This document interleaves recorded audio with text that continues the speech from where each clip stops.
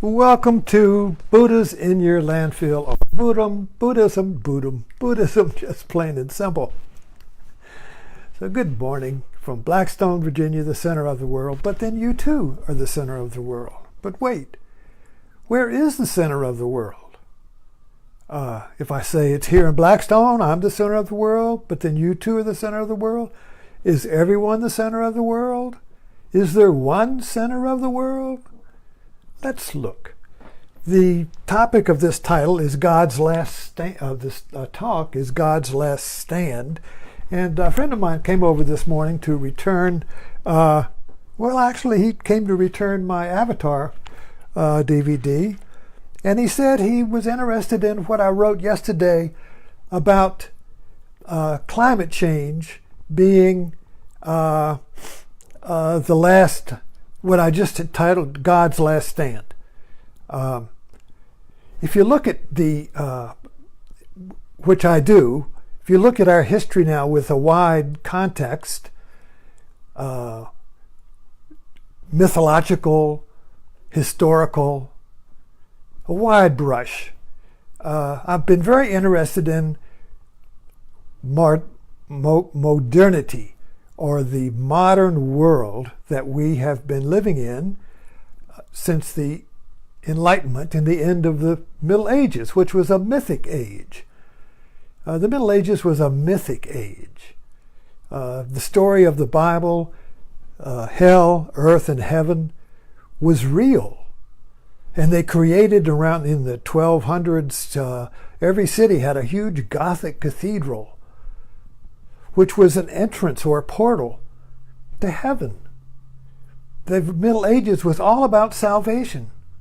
The Middle Ages was all about not going to hell and getting to heaven.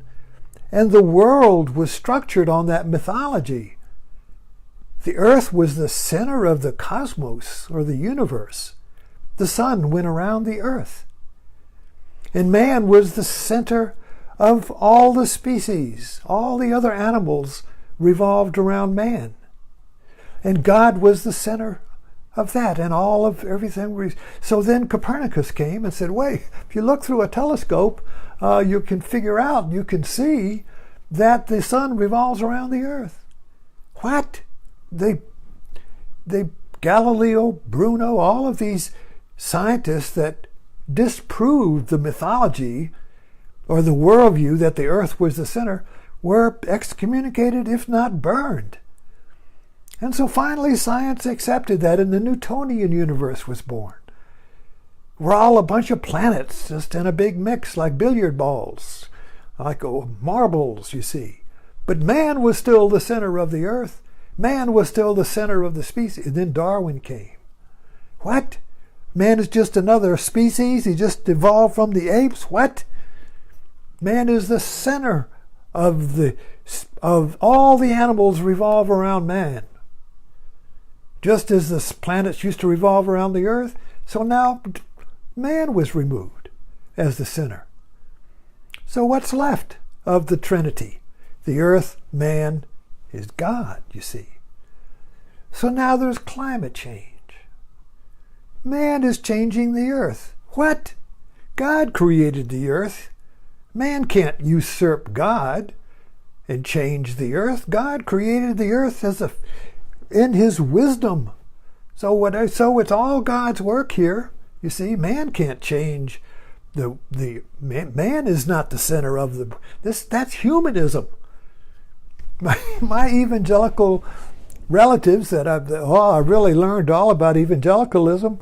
They were such good Christians. They just lived it and they worked it. But I learned so much from them. And their big problem was liberal humanism. Liberal, secular, materialistic humanism. You keep adding things. But it was the idea that you believed in man. You believed in nature instead of God. That man and his science was the center of the world, was the smartest thing. And if you wanted salvation, you got to depend upon science. That science would create a utopia. Given enough time, science will know everything and remove all of our problems.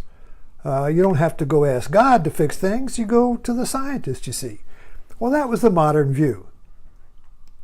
And unfortunately, it's falling apart. The last time we had a utopian scientific mythology was the 50s, in which by now, according to from the viewpoint of the 50s, we should all be like the Jetsons, riding around in little space helicopters in perfect cities, maybe like Singapore.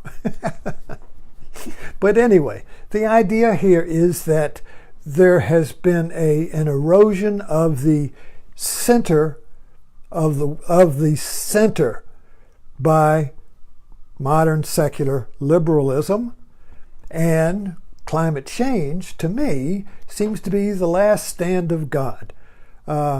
So we can give up, well, the planets, the sun revolves around the earth, okay. And I'll give you that there's dinosaurs and evolution.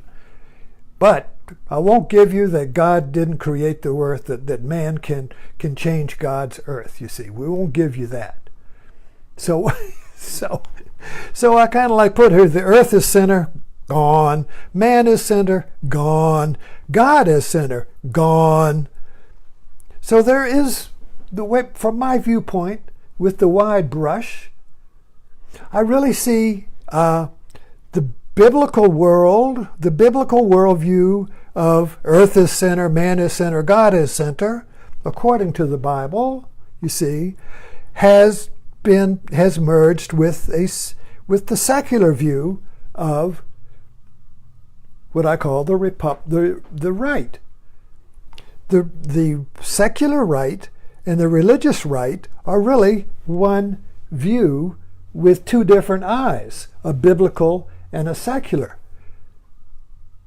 And so so the secular side of the Republican Party will resist climate change because they are in sync with the biblical mythological view, which is a universe based on Genesis, you see. So these two are really like a yin-yang. The seed of each is in the other. And so this creates a great problem, you see, because for the left, you call the liberals, you see, they more or less see world through the scientific eye. They don't see it with one eye seeing science and the other eye seeing a biblical Genesis cosmology of heaven, earth, and hell, and heaven up and hell down, and this Genesis dimension, even Space Force with Pence. Going to have a Space Force. Trump wants a space army where we can go into the heavens, you see, and be held up by God's hand, as if God were in the heavens and he would hold our space army in his good hand, you see. It's this combination of mythological and scientific thinking that really gets us schizophrenic. So when you have the astronauts going to the moon and the astronaut reads Genesis, now from the Genesis, the biblical view, there is a heaven, and Mary ascended in body to heaven, and Jesus ascended in body to heaven. So they should all be up there, you know. And at the end of times, you know, all the good Christians will rise in their bodies will physically go up into be in heaven, and it's like it's a physical place, you see. And hell, it's down there. It's like we're walking on thin ice. At any moment, you can fall into hell for eternity, you see. And earth is just kind of like a transitional place to go to get out of, to a better place, you see. All this mythological view of the world conflicts with the scientific flat world of space-time. And if Jesus or Mary ascended to heaven at the speed of light, they would still be traveling, trying to get to the end of the universe. They wouldn't have gotten out yet. They'd still be out there. Anyway, you can see the conflict. So I'm not trying to say one is wrong or the other. I'm just saying that it is that the secular biblical synthesis comes from a need to have a center. A center, you see, what the modern man, when the center fell, the collapse of the Middle Ages was the collapse of the center. The earth fell, that was the big one, and then later Darwin, man center, and now this. But you can see the collapse of center. The center means something that is fixed. The tent pole. Something that holds all of this data, all of this information, all of this flux of sense data and something that holds it together. Because if you don't have, if the wheel doesn't have a hub, it falls apart. There has to be a center to hold the world together. So there is this constant need for the center. Now what the modern world does, it creates an ego, a you, a me, and that's the center. So we now believe, you see, since the exterior center is gone, except in this view here, in the liberal world, the scientific world, scientific liberalism, and by liberalism I don't mean political parties. It's larger than that. It's liberal, democracy, secularism, scientific. It's the civilization we live in now. It's the civilization that has created the air conditioning and the lights and the thing that we're talking to each other on here. That world has created all this comfort, you see. So it's not something you can just dismiss, unless you want to just dismiss civilization. You know, so you can't. So in other words, but there has to be something fixed. So what modern man has done has created an ego, a fixed sense of self. So we all have this sense of self as being a fixed something that has a history, qualities. I'm 6 feet. I have this. I have a history. I got good qualities and bad.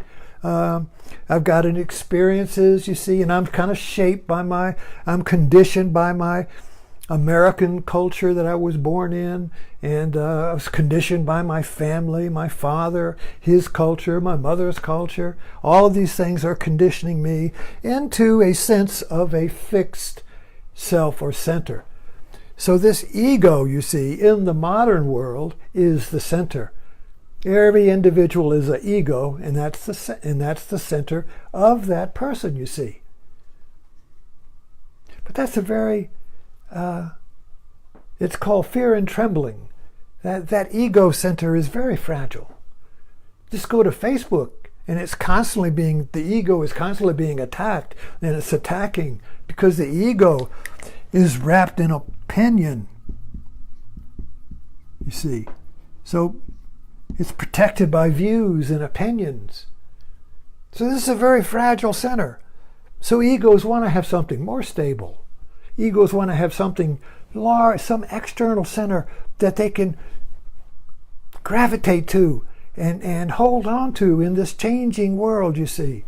We're all the egos are drowning in the ocean of change. So what can we hang on to? We want a big ship that can go by, we can get on, you see. So Trump is a big ship. Religion is a big ship. White nationalism is a big ship. All of these groups Me Too is a big ship. All of these groups are basically ships that the ego gets onto in order to find something fixed that will take him through the world, you see. A ferry boat, a ship that will take me through this world because I'm drowning here by myself, my little ego. Who is that? Who am I? This little ego, you see. It's so fragile. People are always, they're always trying to take down, like knights on the battlefield, they're always trying to take down that other ego. Go on Facebook and you're always in a joust. You're always charging somebody with your lance of opinions, trying to unseat that other knight, that other ego who's attacking you. Yay, I won, I beat, and it goes on and on. The jousting of knights on Facebook, just like in the feudal ages, you see. It's all for center. When I knock down the other knight, I've got the center, until the other knight comes and knocks me down. So we're looking for a larger center, and I think that's, from my viewpoint, that's the resistance against climate change, which is irrational,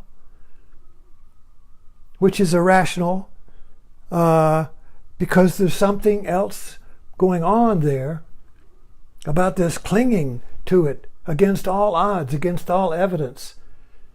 So it's like God's last stand. No matter how much evidence you bring to me, I will not relinquish my center of the world. I will not give up God's last stand. I will not give it up, you see. So there's more to see here. There's more at work here. This underlying need for center in a changing modern world that is as change increases, the need for center increases. As change happens, the world is changing so fast. Now, I can look back on my life and I've got it's like different planets, different universes. You look back on just a decade ago. We're so different from just a decade ago, from 2 decades ago, 3, And change is very rapid, so the need for the center is more rapid because change is unseating the ego, unseats us, you see. So we've got to have something to hang on to. And I'm just looking at this as one of the larger ways in understanding the Republican Party as a synthesis of biblical and secular worldviews that comes up with a unique view. So the Republican Party's view of the world is different from the left view of the world, which is pretty much doesn't have any biblical reference. It doesn't have any mythological need for the whole reason for the Republican Party, in my understanding, is that it offers you a stable center, a protection, law and order, stability. That's been their selling point. Don't elect these wishy-washy, flip-flopping liberals. They can't govern. You want a strong center, a strong man, a strong commander-in-chief. You want principles.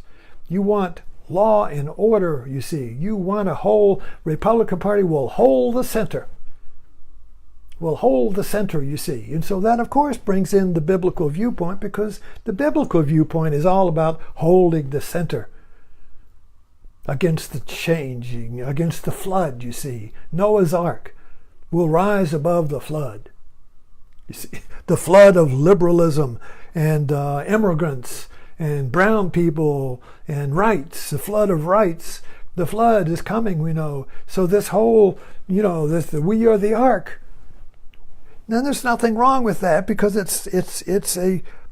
but if you can understand it, you can help see the divide in our national consciousness, you see, that they can't understand each other. The liberals can't go watch the TV and they just can't understand Trump.